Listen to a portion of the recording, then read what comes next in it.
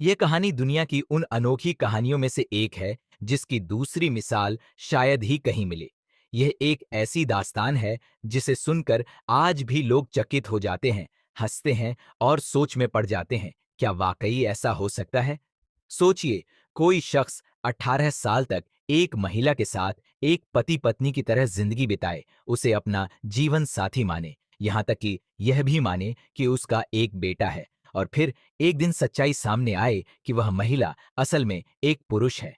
जी हाँ, यह कोई फिल्मी कहानी नहीं, बल्कि एक सच्ची घटना है। 18 साल तक साथ रहने के बाद उस आदमी को यह पता चला कि जिसकी उसने शादी की, जिसके साथ वह जी रहा था, वह औरत नहीं बल्कि एक मर्द था। यह सुनकर कोई भी यकीन नहीं करेगा, मगर जब यह मामला फ्रांस की खुफिया एजेंसियों के सामने आया, तो पहले तो वे हंसे, लेकिन फिर सच को जानकर हैरान रह गए। यह कहानी एक जासूस की है, एक ऐसे व्यक्ति की जिसने फ्रांस की एम्बेसी में काम करने वाले एक अधिकारी को अपना शिकार बनाया। यह कहानी शुरू होती है बीजिंग, चीन से, जहां उस फ्रेंच अफसर की पहली पोस्टिंग हुई थी। वहीं उसकी मुलाकात इस रहस्यमयी महिला से हुई। यह कहानी 1964 की है, जब पीपल्स रिपब्लिक ऑफ चाइना को दुनिया के अधिकतर देशों ने अभी तक आधिकारिक रूप से मान्यता नहीं दी थी। लेकिन फ्रांस पहला पश्चिमी देश बना जिसने चीन में उस समय की कम्युनिस्ट सरकार को मान्यता दी और जनवरी में वहां दूतावास खोलने का निर्णय लिया। इस दूतावास की स्थापना के साथ ही फ्रांस ने चीन से कूटनीतिक रिश्ते स्थापित किए। इसी प्रक्रिया में फ्रांसीसी दूतावास में कुछ अफसरों की नियुक्तियां की गईं। इन्हीं में से एक थे बर्नार्ड बोरिस, एक युवा और होनहार अफसर जिन्हें बीजिंग में फ्रांस की एम्बेसी में पोस्ट किया गया। बर्नार्ड की जिंदगी वहां शुरू हुई एक सामान्य राजनयिक अधिकारी की तरह। वह हर दिन दूतावास जाता, अपना काम करता और फिर घर लौट आता। उस समय चीन में विदेशी नागरिकों पर सरकार की कड़ी नजर होती थी। स्थानीय चीनी लोगों को भी विदेशियों से ज्यादा मेल जोल रखने की अनुमति नहीं थी। सरकार को आशंका रहती थी कि कहीं कोई जासूसी न हो रही हो। इसीलिए बर्नार्ड जैसे विदेशी अधिकारी अक्सर अकेले रहते थे। वह अविवाहित थे और बीजिंग में बिल्कुल नए। धीरे धीरे उन्होंने अपनी दिनचर्या बना ली थी, काम और घर के बीच सीमित जीवन। इसी दौरान फ्रेंच एम्बेसी ने एक पार्टी का आयोजन किया जिसमें कई अतिथि आमंत्रित किए गए थे, कुछ चीनी मेहमान, कुछ विदेशी स्टाफ और राजनयिक। इसी पार्टी में बर्नार्ड की मुलाकात उस रहस्यमयी महिला से हुई जिसने आगे चलकर उसकी जिंदगी की सबसे बड़ी कहानी बन गई। बर्नार्ड उस फ्रेंच एम्बेसी की पार्टी में शामिल था जहां विभिन्न देशों के लोग मौजूद थे। उसी दौरान उसकी नजर एक नौजवान पर पड़ी, करीब 20 से 22 साल का, कद लगभग 5 फीट 6 से 7 इंच, एकदम पारंपरिक चीनी चेहरा मोहरा, लेकिन बेहद मासूम और दिलकश चेहरा। वह भीड़ में सबसे अलग नजर आ रहा था। बर्नार्ड को समझ नहीं आया कि आखिर उस युवक में ऐसा क्या खास था जिसने उसे एक पल में मोहित कर लिया। वह उससे बात करने की ओर खिंचा चला गया। बातचीत के दौरान पता चला कि वह युवक एक चीनी नागरिक है जो वहां मौजूद फ्रेंच लोगों की भाषा सीखने और उन्हें चीनी भाषा सिखाने के सिलसिले में बुलाया गया था। बर्नार्ड ने जब उससे बात की तो उसने बताया कि वह चीनी सिखाता है और जरूरत पड़े तो वह भी सीखने में मदद कर सकता है। बर्नार्ड को लगा कि यही मौका है, न सिर्फ चीनी भाषा सीखने का, बल्कि उस युवक के साथ वक्त बिताने का भी। युवक ने खुशी खुशी अपना पता और संपर्क नंबर दे दिया। इसके बाद दोनों की मुलाकातें शुरू हो गईं। बर्नार्ड ने चीनी भाषा सीखने के बहाने उस युवक के साथ समय बिताना शुरू किया। कुछ ही मुलाकातों के बाद दोनों के बीच गहरी दोस्ती हो गई। युवक ने एक दिन बताया कि वह एक ओपेरा सिंगर है, मंच पर स्त्री की भूमिका निभाता है और चीनी थिएटर और पारंपरिक नाटकों में काम करता है। बर्नार्ड उसकी बातें मंत्रमुग्ध होकर सुनता रहता। उसकी आवाज, उसकी अदाएं, उसका व्यक्तित्व, सब कुछ बर्नार्ड को जादू सा लगता। धीरे धीरे यह दोस्ती एक ऐसे रिश्ते में बदल गई जिसमें भावनाएं जुड़ चुकी थीं। बर्नार्ड को लगा कि उसने अपने अकेलेपन में एक सच्चा साथी पा लिया है, लेकिन उसे क्या पता था कि यह रिश्ता आगे चलकर उसकी जिंदगी की सबसे बड़ी साजिश में बदलने वाला है। कई दिनों तक जब बर्नार्ड नहीं आया तो वह बेचैन हो उठी।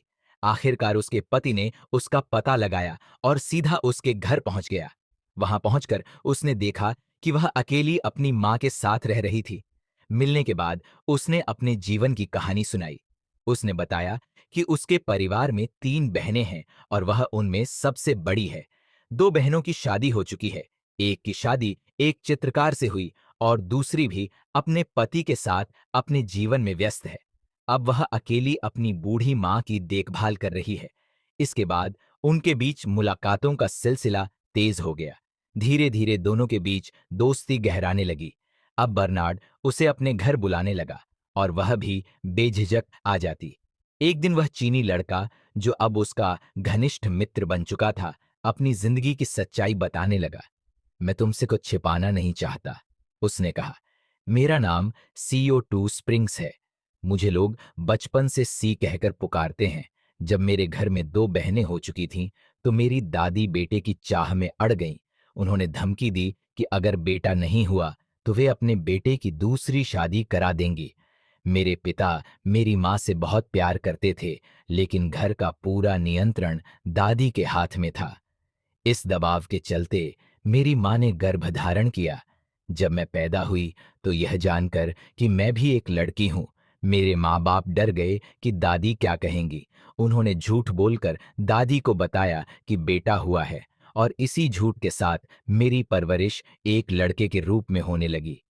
मेरे बालों की स्टाइल, कपड़े और हाव भाव सब लड़कों जैसे बनाए गए। मैंने आज तक यह सच दुनिया से छिपा कर रखा है। जब बर्नार्ड ने यह कहानी सुनी तो वह हैरान रह गया। उसने सोचा कि पहली बार जब वह सी से मिला था, तभी से वह उसकी ओर खींचता चला गया था। लेकिन अब यह जानकर कि सी असल में एक लड़की है, उसने अपने दिल की बात समझी। वह उससे सच में प्यार करने लगा था। बर्नार्ड ने धीरे धीरे अपनी भावनाएं जाहिर की और एक दिन उसने सी को प्रपोज कर दिया। सी ने भी यह प्रस्ताव खुशी खुशी स्वीकार कर लिया। इसके बाद वे एक दूसरे के और करीब आ गए और एक कपल की तरह रहने लगे। उनके रिश्ते में प्यार गहरा होता गया। मगर समय किसी के लिए नहीं रुकता। 4 साल का अनुबंध पूरा होने के बाद अब बर्नार्ड की पोस्टिंग मंगोलिया हो गई थी और उसे जाना था। उसे 3 महीने बाद मंगोलिया जाना था। इस बात ने दोनों के दिलों में हलचल पैदा कर दी, लेकिन उन्होंने एक दूसरे से वादा किया कि यह जुदाई केवल कुछ समय की होगी। जाने के दिन जब बर्नार्ड सी से विदा लेने आया, सी की आंखों में आंसू थे। वह कुछ पल खामोश रही, फिर कांपती आवाज में बोली, मैं तुम्हारा इंतजार करूंगी, तुम जरूर वापस आना। और मैं तुम्हारे बच्चे की मां बनने वाली हूं। मैं 3 महीने की प्रेग्नेंट हूं। बर्नार्ड यह सुनकर हैरान और बेहद खुश हो गया। उसने सी का हाथ थामते हुए कहा, अगर बेटा हुआ तो उसका नाम तुम्हारे नाम पर रखूंगा और अगर बेटी हुई तो नाम तुम रखोगी। वह वादा करके चला गया, एक नए भविष्य की उम्मीद लेकर। समय बीतता गया, लेकिन बर्नार्ड का दिल वहीं अटका रहा। जैसे जैसे बच्चे के जन्म का समय करीब आता गया, उसकी बेचैनी बढ़ती गई। वह खुद को रोक नहीं सका और मंगोलिया से लौट आया। वह पहले उस जिम में गया जहां दोनों की पहली मुलाकात हुई थी। फिर सी के घर पहुंचा। वहां का माहौल अजीब था, शांत, ठहरा हुआ। सी कहीं दिखाई नहीं दी। बस उसकी मां घर में अकेली बैठी थी। कमरे की दीवारों पर सी और उसकी पुरानी तस्वीरें लटकी थीं। बर्नार्ड ने व्याकुल होकर पूछा, सी कहाँ है? बच्चा कैसा है? क्या सब ठीक है? सी की मां ने ठंडे स्वर में जवाब दिया, हाँ, बेटा हुआ है, लेकिन अब तुम उससे नहीं मिल सकते। बर्नार्ड स्तब्ध रह गया। उसका दिल कई सवालों से भर गया। क्यों? क्या हुआ था इन 3 महीनों में? क्या वह अब कभी अपने बच्चे को देख पाएगा? बर्नार्ड अंदर से टूट गया था। इतनी दूर से आया था केवल अपने बेटे की एक झलक पाने के लिए, लेकिन न तो बेटा उसकी बाहों में था, न ही वह घर में। और अब सी की मां कह रही थी कि वह उससे मिल भी नहीं सकता। वह स्तब्ध खड़ा था। उसकी आंखों में एक बेकसी थी। फिर सी की मां ने एक पुराना सा फोटो एल्बम खोला, उसमें से एक तस्वीर निकाली और बर्नार्ड की ओर बढ़ाई। यह है तुम्हारा बेटा। उसने ठंडे लहजे में कहा। बर्नार्ड ने कांपते हाथों से वह तस्वीर ली। एक 1.5 साल के बच्चे की मुस्कुराती तस्वीर। उसकी आंखों में वही गहराई थी जो कभी सी की आंखों में देखी थी। वह तस्वीर को सीने से लगाकर रो पड़ा। लेकिन जब उसने वह तस्वीर वापस मांगी तो सी की मां ने उसे रखने नहीं दी। तुम विदेशी हो, वह बोली। यहां आस पड़ोस के लोग हैं, सरकार की नजर है। अगर पता चला कि एक विदेशी के साथ बेटी का बच्चा है तो हमारे पूरे परिवार की मुश्किलें बढ़ जाएंगी। हमें माफ करो। बर्नार्ड टूट चुका था, लेकिन जिंदगी थमी नहीं। वह भारी मन से वापस बीजिंग चला गया, अपने काम पर लौट आया। पर उसका मन अब वहां नहीं लगता था। हर दिन वह केवल यही सोचता, क्या मैं अपने बेटे को कभी देख पाऊंगा? क्या उसे अपनी बाहों में ले सकूंगा? फिर उसने एक फैसला लिया, अब और नहीं, मैं सब छोड़ दूंगा, इस नौकरी को भी, और अपने बेटे को लेकर पेरिस लौट जाऊंगा। उसने अपने विभाग में एक अर्जी डाली, अगर किसी छोटे या अस्थायी पोस्ट के लिए अवसर मिले तो मुझे दोबारा चीन भेजा जाए। किस्मत शायद अब उसका साथ देना चाहती थी। उसी वक्त बीजिंग के पास एक छोटा सा प्रोजेक्ट शुरू हो रहा था, जिसमें 15 से 30 कर्मचारियों का संचालन था। ज्यादा लोग उस काम में रुचि नहीं ले रहे थे, लेकिन पेरिस ऑफिस को लगा कि इस जिम्मेदारी के लिए बर्नार्ड ही सबसे सही इंसान है। उसका आवेदन तुरंत मंजूर हो गया और कुछ ही हफ्तों में बर्नार्ड दोबारा चीन लौट आया। लेकिन इस बार उसका मकसद सिर्फ नौकरी नहीं था। वह अपने बेटे को देखना चाहता था, उसे अपनाना चाहता था। चीन पहुंचने के बाद वह फिर से सी के संपर्क में आया। मुलाकातें होने लगीं, बातें फिर से शुरू हुईं, मगर हर बार जब वह अपने बेटे को देखने की बात करता, कोई न कोई बहाना सामने आ जाता। कभी कहा जाता बच्चा बाहर गया है, कभी वह बीमार है, सो रहा है, और कभी यह सही वक्त नहीं है। बर्नार्ड समझ नहीं पा रहा था कि उसका बच्चा उससे क्यों छिपाया जा रहा है।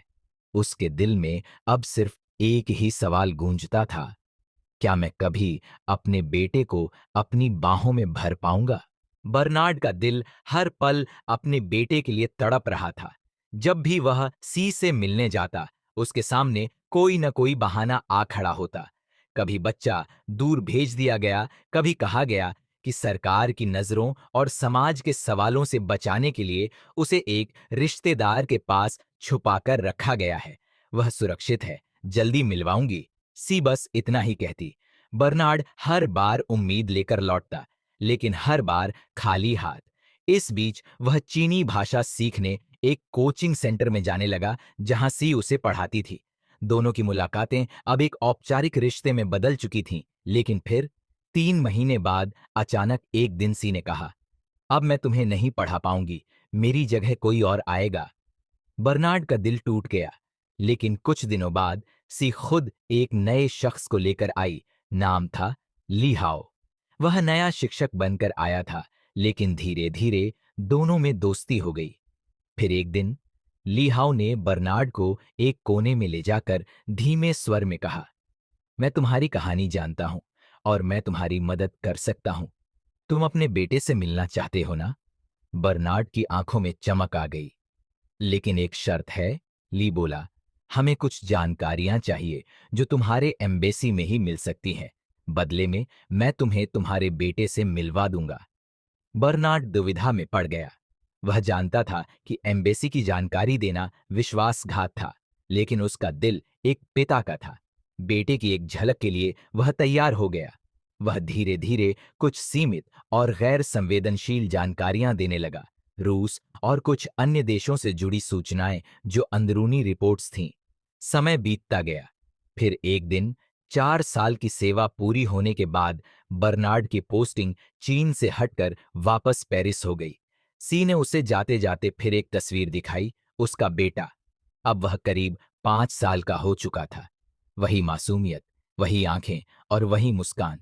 अब भी मिलवा नहीं सकती, सी बोली, लेकिन वह अच्छा है, सुरक्षित है। बर्नार्ड का दिल भर आया। उसने एक आखिरी बार वह तस्वीर छुई और आंखें बंद कर लीं, जैसे अपने बेटे को गले लगा रहा हो।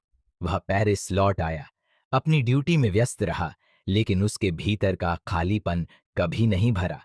पर कहानी यहीं खत्म नहीं हुई। एक दिन पेरिस की गलियों में एक पुराना चेहरा सामने आया, वही लिहाओ, और उसके साथ एक छोटा बच्चा। बर्नार्ड की सांसें थम गईं। इसी दौरान उसकी मुलाकात गीत नाम के एक युवा लड़के से होती है, 23 से 24 साल का, हंसमुख, बुद्धिमान और संवेदनशील। दोनों की दोस्ती जल्द ही गहरी हो गई। गीत में बर्नार्ड को कुछ खास नजर आता था। समय साथ बीतता गया और उनकी बातचीत से बर्नार्ड को एक अजीब सा जुड़ाव महसूस होने लगा, जैसे कोई अधूरा रिश्ता। इसी बीच एक खबर आती है, पेरिस में एक कल्चरल इवेंट होने जा रहा है, जहां चीन से कलाकार, लेखक और संगीतकार भाग लेंगे। सी, जो अब भी बर्नार्ड से संपर्क में थी, को भी इस आयोजन में आमंत्रित किया गया था। बर्नार्ड तुरंत उसके लिए पेरिस आने के इंतजाम करवा देता है। इस बहाने से गीत भी पेरिस आता है, कुछ दोस्तों के साथ। शुरुआत में वह शहर घूमता है, फिर बर्नार्ड के पास आता है। सी, जो अब तक बेटे की सच्चाई को छिपाती आई थी, गीत से मिलकर धीरे से कहती है, यह तुम्हारे बेटे के अंकल हैं। जबकि सच यह था कि वह खुद गीत की मां थी। बर्नार्ड सब समझता है, उसकी आंखें नम हो जाती हैं। क्या यही मेरा बेटा है? वह खुद से पूछता है, पर सी कुछ नहीं कहती। फेस्टिवल खत्म हो जाता है। फिर 1 साल बीत जाता है। एक दिन बर्नार्ड पेरिस स्थित अपने घर में था, जब अचानक पेरिस पुलिस की एक टीम दरवाजे पर आती है। आपको हमारे साथ चलना होगा, वे कहते हैं। वह घबरा जाता है, लेकिन शांत रहता है। मैं फ्रांस की सरकार का अधिकारी हूं, एम्बेसी से जुड़ा हूं। उसे एक इंट्रोगेशन रूम में ले जाया जाता है, जहां उससे पूछा जाता है, आपका परिवार कौन है? वह जवाब देता है, मेरी एक पत्नी है और एक बेटा। पुलिस अफसर पूछते हैं, आपकी पत्नी कौन है? बर्नार्ड कहता है, उसका नाम सी है और वही मेरे बेटे की मां है। सारे अफसर एक दूसरे का चेहरा देखने लगते हैं, कुछ मुस्कुराते हैं। फिर एक अफसर सवाल करता है, आप 18 साल से उसके साथ हैं और अभी भी ये कहानी सुना रहे हैं?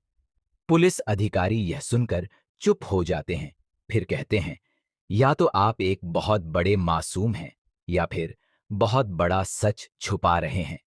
उसी समय पुलिस एक अन्य कमरे से सी को लेकर आती है। उनसे भी वही सवाल होता है, ये व्यक्ति आपके लिए कौन है? सी जवाब देती है, शी ने साफ कहा, मैं कोई औरत नहीं, एक पुरुष हूं। शी ने अपनी पहचान खोली, जब मैं पैदा हुआ, मेरी दादी को बेटा चाहिए था। मैं लड़की थी, मगर मेरी परवरिश लड़के की तरह हुई। मेरे शरीर में हार्मोन का असंतुलन था, जिससे मेरा चेहरा और शरीर औरत जैसा लगता था। इसी का मैंने फायदा उठाया। बर्नार्ड अवाक रह गया। 18 साल तक जिसे वह प्रेमिका मानता रहा, वह असल में एक पुरुष निकला। मगर उसका असली झटका तब लगा जब पुलिस ने कहा, जिसे तुम अपना बेटा मानते थे, उसका डीएनए तुमसे मेल नहीं खाता। वह किसी और का बच्चा है, सिर्फ एक मोहरा था इस पूरे जासूसी षड्यंत्र में। बर्नार्ड की दुनिया उजड़ चुकी थी। शी, जिसका असली नाम कुछ और था, एक चीनी जासूस था। उसने अपने रूप और भावनाओं का उपयोग कर फ्रांस की इंटेलिजेंस तक पहुंच बनाई थी। प्यार और विश्वास की कीमत जब राजनीति चुकाती है, तो सिर्फ दिल ही नहीं, देश भी टूटते हैं। बर्नार्ड अब सिर्फ एक टूटे हुए आदमी नहीं था, वह इतिहास की एक जीवित कहानी था। एक ऐसा व्यक्ति जिसने 18 साल एक परछाई के साथ जिए।